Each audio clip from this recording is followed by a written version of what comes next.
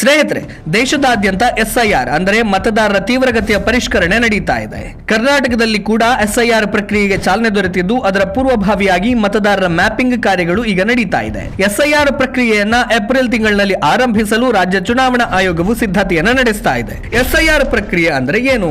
ಮತದಾರರ ಮ್ಯಾಪಿಂಗ್ ಕಾರ್ಯದ ಪ್ರಕ್ರಿಯೆ ಏನು? ಎಸ್ಐಆರ್ ಪ್ರಕ್ರಿಯೆಯಲ್ಲಿ ಮತದಾರರು ಪಾಲ್ಗೊಳ್ಳದೇ ಇದ್ದರೆ ಏನಾಗುತ್ತದೆ? ಈ ಎಲ್ಲ ವಿಚಾರಗಳ ಕುರಿತು ಸಂಪೂರ್ಣ ಮಾಹಿತಿಯನ್ನ ನಾವಿವತ್ತು ನೀಡಲಿದ್ದೇವೆ. ಈ ವಿಡಿಯೋವನ್ನ ಕೊನೆ ತನಕ ನೋಡಿ. ಎಸ್ಐಆರ್ ಪ್ರಕ್ರಿಯೆ ಅಂದರೆ ಏನು ಅನ್ನುವುದರ ಬಗ್ಗೆ ನಾವು ಈಗಾಗಲೇ ಬಹಳಷ್ಟು ವಿಡಿಯೋಗಳನ್ನ ಮಾಡಿದ್ದೇವೆ.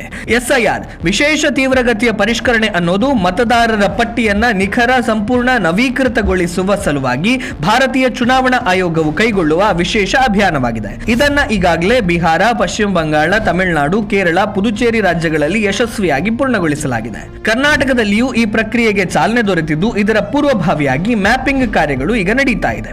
ಮತದಾರರ ಮ್ಯಾಪಿಂಗ್ ಕಾರ್ಯಗಳು ಹೇಗೆ ನಡೆಯುತ್ತದೆ? ಎಲ್ಲಾ ಚುನಾವಣೆಯ ಮತಗಟ್ಟೆಗಳಿಗೆ ಒಬ್ಬರು BLO ಅಂದ್ರೆ ಬೂತ್ ಲೆವೆಲ್ ಆಫೀಸರ್ ಅನ್ನ ಚುನಾವಣಾ ಆಯೋಗ ನೇಮಕ ಮಾಡುತ್ತದೆ. BLOಗಳು ಮತದಾರರ ಮ್ಯಾಪಿಂಗ್ ಕಾರ್ಯ ಮತ್ತು ಎಸ್ಐಆರ್ ಪ್ರಕ್ರಿಯೆಯನ್ನ ಆಪ್ ಮೂಲಕ ಮಾಡುತ್ತಾರೆ.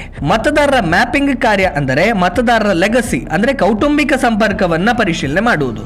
ಇದು ನಕಲು ಮತ್ತು ಅನರ್ಹ ಮತದಾರರನ್ನ ಪಟ್ಟಿಯಿಂದ ಕೈ ಬಿಡಲು ಸಹಕಾರಿಯಾಗುತ್ತೆ. ಮ್ಯಾಪಿಂಗ್ ಕಾರ್ಯವನ್ನ ಹೇಗೆ ನಡೆಸಲಾಗುತ್ತೆ ಅನ್ನೋದನ್ನ ಈಗ ನೋಡೋಣ. ಮತದಾರರ ಮ್ಯಾಪಿಂಗ್ ಕಾರ್ಯಗಳು 2002ರ ಮತದಾರರ ಪಟ್ಟಿಯ ಆಧಾರದ ಮೇಲೆ ನಡೆಯುತ್ತದೆ. ಮತದಾರರ ಹೆಸರುಗಳು 2002ರ ಮತದಾರರ ಪಟ್ಟಿಯಲ್ಲಿ ಇದ್ದರೆ ಅವರು ಆ ಸಮಯದಲ್ಲಿ ವಾಸವಿದ್ದ ವಿಧಾನಸಭಾ ಕ್ಷೇತ್ರದ ಹೆಸರು ಅಥವಾ ಭಾಗ ಸಂಖ್ಯೆ ಮತ್ತು ಕ್ರಮ ಸಂಖ್ಯೆಯನ್ನ BLO ಅವರಿಗೆ ನೀಡುವುದು. ಒಂದು ವೇಳೆ 2002ರಲ್ಲಿ ಮತದಾರರು ಆಗಿಲ್ಲದೆ ಇದ್ದರೆ ನಿಮ್ಮ ತಂದೆ ಅಥವಾ ತಾಯಿ, ಅಜ್ಜ ಅಥವಾ ಅಜ್ಜಿ ಅವರು ವಾಸವಿದ್ದಂತಹ ವಿಧಾನಸಭಾ ಕ್ಷೇತ್ರದ ಹೆಸರು, ಭಾಗ ಸಂಖ್ಯೆ ಹಾಗೂ ಕ್ರಮ ಸಂಖ್ಯೆಯನ್ನ BLO ಅವರಿಗೆ ನೀಡಬೇಕು. 2002ರ ನಂತರ ಮತದಾರರಾಗಿ ಮದುವೆಯಾದ ಮಹಿಳೆಯರು ಅನಂತರ ತಮ್ಮ ಗಂಡನ ಮನೆಯ ವ್ಯಾಪ್ತಿಯ ಮತದಾರರ ಪಟ್ಟಿಯಲ್ಲಿದ್ದರೆ ಅವರು ಕೂಡ ತಮ್ಮ ತಂದೆ ತಾಯಿ ಅಥವಾ ಅಜ್ಜ ಅಜ್ಜಿ ವಾಸವಿದ್ದ ವಿಧಾನಸಭಾ ಕ್ಷೇತ್ರದ ಹೆಸರು, ಭಾಗ ಸಂಖ್ಯೆ, ಕ್ರಮ ಸಂಖ್ಯೆಯನ್ನ BLO ಅವರಿಗೆ ನೀಡಿ ಸ್ಥಳಾಂತರಗೊಂಡಿರುವ ಮಾಹಿತಿಯನ್ನ ನೀಡಬೇಕು. ಸ್ಥಳಾಂತರಗೊಂಡಿರುವ ಮತದಾರರು ಕೂಡ ತಾವು 2002ರಲ್ಲಿ ವಾಸವಿದ್ದ ವಿಧಾನಸಭಾ ಕ್ಷೇತ್ರದ ಹೆಸರು, ಭಾಗ ಸಂಖ್ಯೆ, ಕ್ರಮ ಸಂಖ್ಯೆಯನ್ನ BLO ಅವರಿಗೆ ನೀಡಿ ಮ್ಯಾಪಿಂಗ್ ಕಾರ್ಯವನ್ನ ಪೂರ್ಣಗೊಳಿಸಬೇಕು.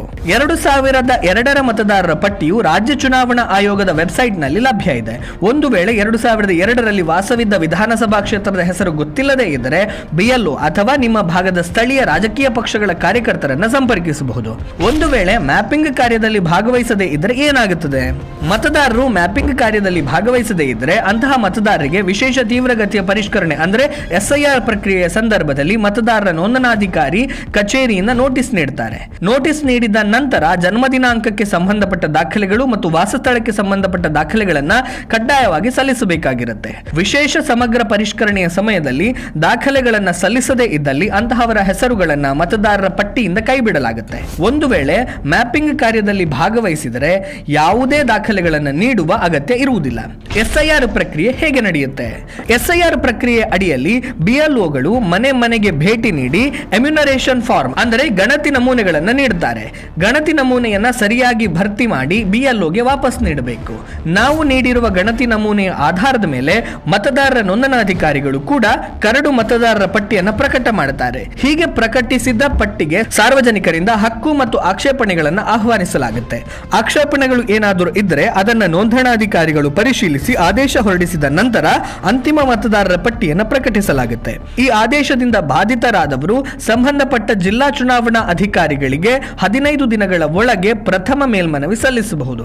ಪ್ರಥಮ ಮೇಲ್ಮನವಿ ಆದೇಶದಿಂದಲೂ ಬಾಧಿತರಾದವರು ಮತ್ತೆ ಚುನಾವಣಾ ಅಧಿಕಾರಿಗಳಿಗೆ 30 ದಿನಗಳ ಒಳಗೆ ದ್ವಿತೀಯ ಮೇಲ್ಮನವಿಯನ್ನು ಸಲ್ಲಿಸಬಹುದು. ಗಣತಿ ನಮೂನೆ ಹಿಂದಿರುಗಿಸದೇ ಇದ್ದರೆ ಮುಂದೇನಾಗ್ತದೆ? ಗಣತಿ ನಮೂನೆಯನ್ನ ಹಿಂದಿರುಗಿಸದೇ ಇದ್ದವರನ್ನ BLOಗಳು ಗೈರು ಹಾಜರಾದವರು, ಮೃತಪಟ್ಟವರು, ಡ್ಯೂಪ್ಲಿಕೇಟ್ ಅಂದ್ರೆ ನಕಲು, ಸ್ಥಳಾಂತರಗೊಂಡವರು ಹೀಗೆ 4 ರೀತಿಯಲ್ಲಿ ಪಟ್ಟಿ ಮಾಡಿ ಅದನ್ನ ಚುನಾವಣಾ ನೋಂದಣಾಧಿಕಾರಿಗಳಿಗೆ ಸಲ್ಲಿಸುತ್ತಾರೆ. ಆ ಪಟ್ಟಿಯನ್ನ ಸಂಬಂಧಿಸಿದ ಮತಗಟ್ಟೆ, ಗ್ರಾಮ ಪಂಚಾಯತ್, ಸ್ಥಳೀಯ ಸಂಸ್ಥೆಗಳ ಕಚೇರಿಯ ಸೂಚನಾ ಫಲಕದಲ್ಲಿ ಪ್ರದರ್ಶಿಸಲಾಗುತ್ತೆ. ಈ ಪಟ್ಟಿಯನ್ನು ಕ್ರೋಢೀಕರಿಸಿ CEO ವೆಬ್ಸೈಟ್ ನಲ್ಲೂ ಪ್ರಕಟಿಸಲಾಗುತ್ತದೆ. ಮಾನ್ಯತೆ ಪಡೆದ ಮತ್ತು ನೋಂದಾಯಿತ ರಾಜಕೀಯ ಪಕ್ಷಗಳಿಗೂ ನೀಡಲಾಗುತ್ತೆ. ಆ ಪಟ್ಟಿಯಲ್ಲಿರುವ ಮತದಾರರಿಗೆ ನಿಯಮಾನುಸಾರ ಚುನಾವಣಾ ಆಯೋಗ ನಿಗದಿಪಡಿಸಿರುವ 12 ದಾಖಲೆಗಳ ಪೈಕಿ ಯಾವುದಾದ್ರೂ ಒಂದನ್ನು ಸಲ್ಲಿಸಿದರೆ ವಿಚಾರಣೆ ನಡೆಸಿ ಅರ್ಹರಿಗೆ ಅವರನ್ನ ಅಂತಿಮ ಮತದಾರರ ಪಟ್ಟಿಯಲ್ಲಿ ಸೇರ್ಪಡೆಗೊಳಿಸಲಾಗುತ್ತೆ. ಈ ಎಸ್ಐಆರ್ ಪ್ರಕ್ರಿಯೆಯಲ್ಲಿ ಭಾರತದ ನಾಗರಿಕ ಮತದಾರರೆಲ್ಲರೂ ಕೂಡ ಕಡ್ಡಾಯವಾಗಿ ಭಾಗವಹಿಸಲೇಬೇಕು. ಭಾಗವಹಿಸಬೇಕು. ಭಾಗವಹಿಸದೇ ಇದ್ರೆ ಮುಂಬರಲಿರುವಂತಹ ಚುನಾವಣೆಗಳಲ್ಲಿ ಮತದಾನ ಮಾಡಲು ಸಾಧ್ಯವಾಗಲ್ಲ. ನಿಮ್ಮ ಹೆಸರು ಮತದಾರರ ಪಟ್ಟಿಯಲ್ಲೂ ಇರಲ್ಲ. ಹೀಗಾಗಿ ಎಲ್ಲಾ ಮತದಾರರು ಆದಷ್ಟು ಶೀಘ್ರವಾಗಿ ಮ್ಯಾಪಿಂಗ್ ಪ್ರಕ್ರಿಯೆಯನ್ನು ಪೂರ್ಣಗೊಳಿಸಬೇಕು ಅನ್ನೋದೇ ನಮ್ಮ ಆಶಯ. ಸ್ನೇಹಿತರೆ, ಇದಿಷ್ಟು ವಿಷಯ. ಮುಂದೆ ಮತ್ತೊಂದು ವಿಷಯದ ಜೊತೆಗೆ ನಿಮ್ಮ ಮುಂದೆ ಬರ್ತೇನೆ. ಅಲ್ಲಿಯವರೆಗೆ ನಮಸ್ಕಾರ.